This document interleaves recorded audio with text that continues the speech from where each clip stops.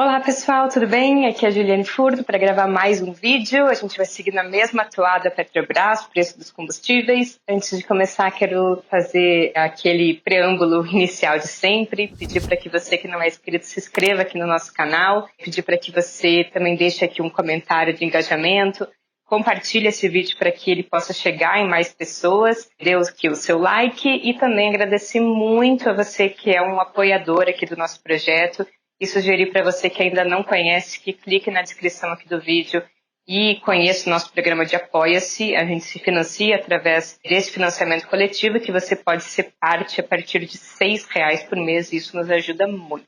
Vamos lá?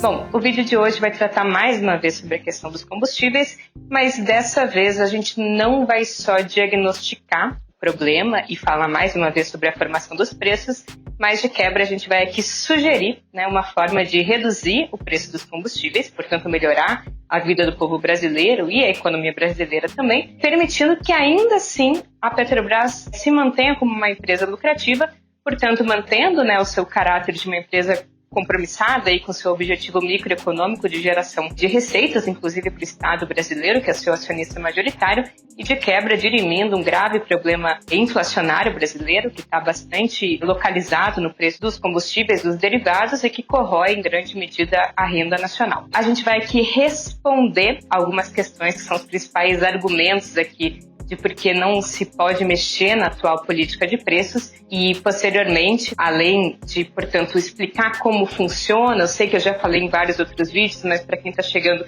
é bom dar uma refrescada. A gente também, no final, como eu falei, vai responder essa pergunta de milhões de reais, que é como é possível reduzir o preço dos combustíveis.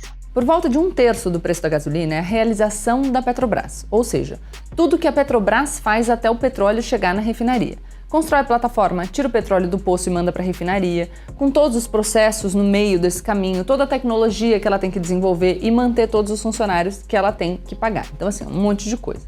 Esse é o primeiro ingrediente. Bom, não é assim. Na verdade, era assim, a formação do preço doméstico anteriormente a 2016, antes da adoção do PPI.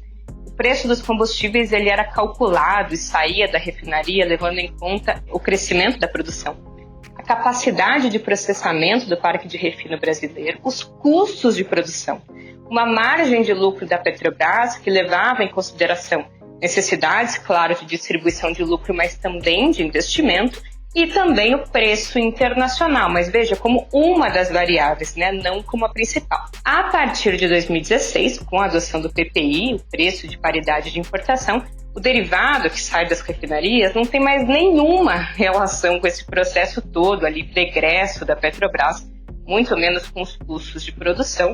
Os derivados, então, eles passam a ser precificados, levando em consideração agora 4 elementos.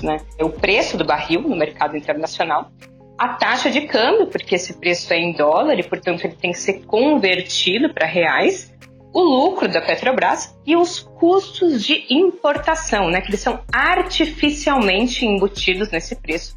Porque fora ali os 25% por aí que o Brasil efetivamente importa de derivados, o resto é produzido e refinado internamente. Mas para a totalidade dos derivados comercializados é embutido taxa, como se todos esses barris também tivessem sido importados.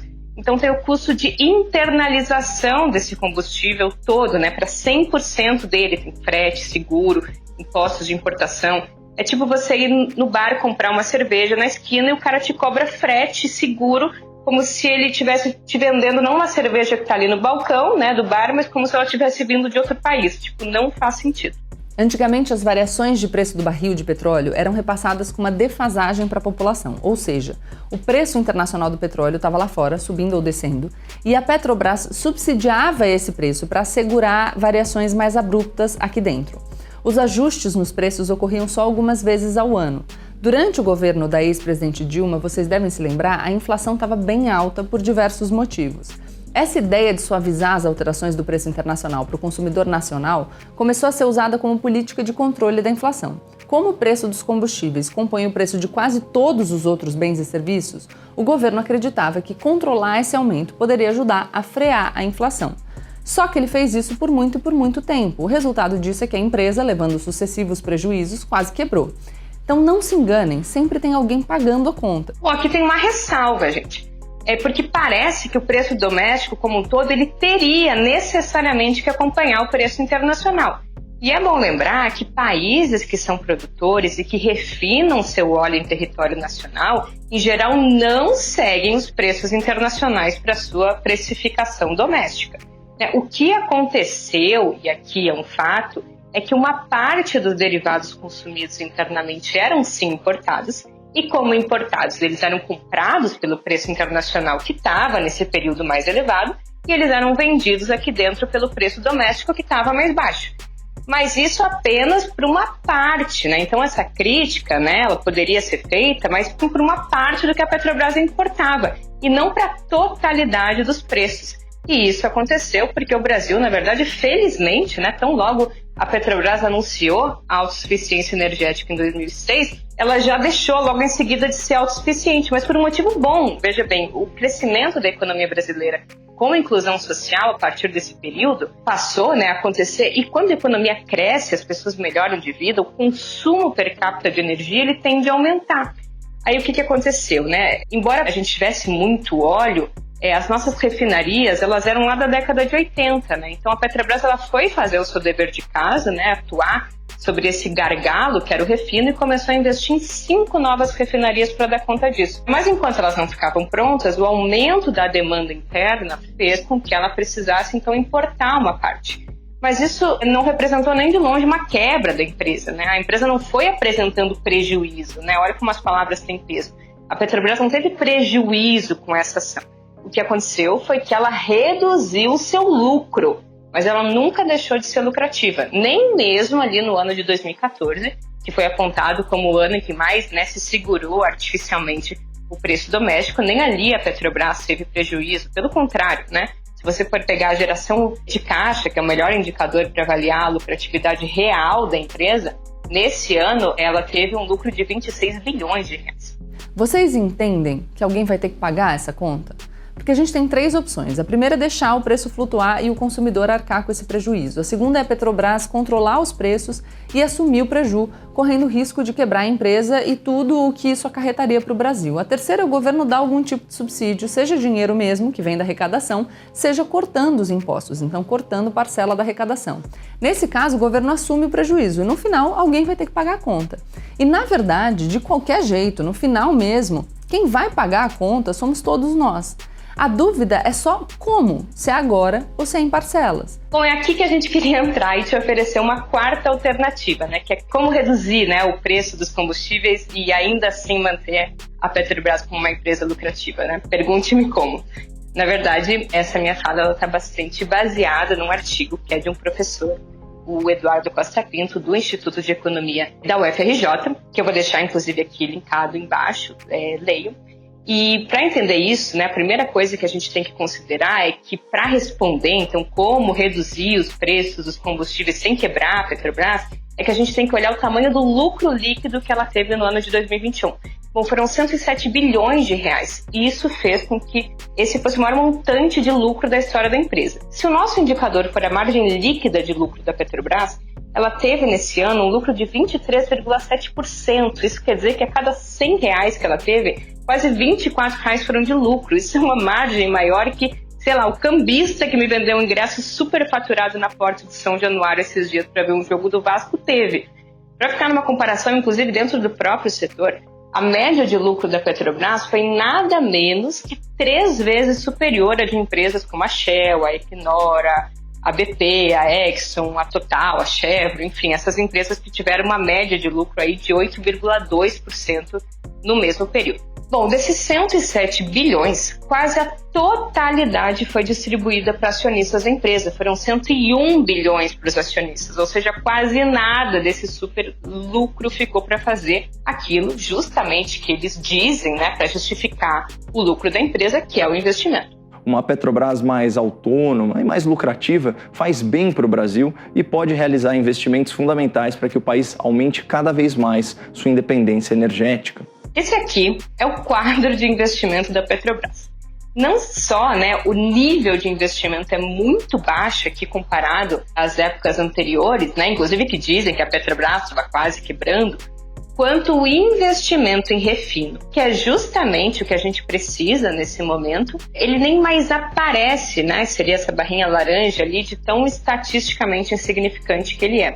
A gestão da Petrobras em 2021, ela investiu cerca de 64,1 bilhões, sendo que a depreciação, né, e a amortização nesses 2 anos ela foi muito superior, em torno de 121,3. Ou seja, a Petrobras, nesses últimos 2 anos, na verdade, ela somente repôs o que seria metade da depreciação, né, da amortização do seu capital, o que explica que ela está, na verdade, numa trajetória de encolhimento. Então, esse lucro gigantesco, se a gente for olhar, ele aconteceu, inclusive, né, às custas da política de paridade do preço de importação, mas somado a outros 2 elementos importantes. O primeiro deles é que a Petrobras tem reduzido, né, a sua parcela de impostos pagas ao governo federal. E, em segundo lugar, os custos de produção eles estão cada vez mais baixos no Brasil. Por isso, voltando lá naquela primeira fala da Gabriela, não faz sentido, né, algum dizer que o preço se baseia nos custos internos. Porque esses custos, na verdade, têm caído com o aumento da produtividade dos postos. Vejam nessa tabela, né, o preço do derivado vendido no mercado interno, ele aumentou em 40% entre 2019 e 2021, enquanto todos os custos de produção caíram nesse período. Então essa é a fórmula perfeita, né? Tá cada vez mais barato em reais extrair um barril de petróleo e cada vez mais caro em reais vender ele pra gente.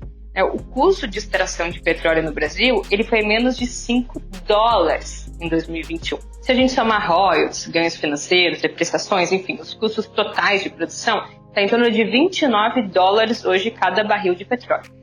Enquanto ele é vendido, né, está precificado no mercado internacional em torno de 100, ou seja, uma margem operacional de produção de mais de 50%. E para finalizar, né, vamos lá o que interessa. Então, o Eduardo Costa Pinto fez, né, essa simulação para o caso da Petrobras reduzir o preço de todos os derivados em 20%. Nesse caso, ele adiciona aqui 2 condicionantes, né, que o primeiro é que se amplie a capacidade produtiva das refinarias para 93% da capacidade instalada, e para que todo o restante dos derivados que a gente precisa, que são importados, sejam feitos pela própria Petrobras. Com isso, haveria ali uma queda de 12% nas receitas efetivas em 2021 e um aumento de 30 bilhões de reais nos custos dos produtos vendidos por causa dessa diferença entre os valores pagos pelos derivados com os preços do mercado internacional e os valores vendidos no mercado doméstico, que seriam ali 20% a menos de defasagem, né? Nesse cenário, a Petrobras ainda assim teria um lucro líquido de 46,8% e uma margem líquida de 11,8%. Então, olha só, ainda assim ela teria um lucro maior do que as mesmas empresas do setor. Então, né, aqui quis passar muito rapidamente para mostrar que há alternativa, embora nos pareça, né, ou queiram nos fazer crer que não existe alternativa a não ser uma Petrobras fortalecida para a distribuição de lucro para os seus acionistas, e qualquer outra política seria quebrar a empresa, seria fazer um jogo diferenciado do jogo do mercado, e que mesmo o Estado não poderia, por exemplo, interferir sobre a política de preços, ainda que seja constitucional, né, ainda que a Petrobras seja uma empresa estatal, embora de capital misto, e como se qualquer outra empresa, o seu controlador, o seu acionista majoritário, não tivesse uma ingerência sobre o elemento principal, que é a precificação do seu produto principal. Por que com o Estado seria diferente? Então tá aí, né, um elemento aqui para nossa reflexão de como é possível reduzir em 20% o preço dos derivados, desafogando um impacto inflacionário muito importante no bolso, efetivamente, da vida do trabalhador brasileiro, e ainda assim manter uma Petrobras com uma margem de lucro, inclusive, superior às mesmas empresas do setor. É isso, espero que tenham gostado. Obrigada.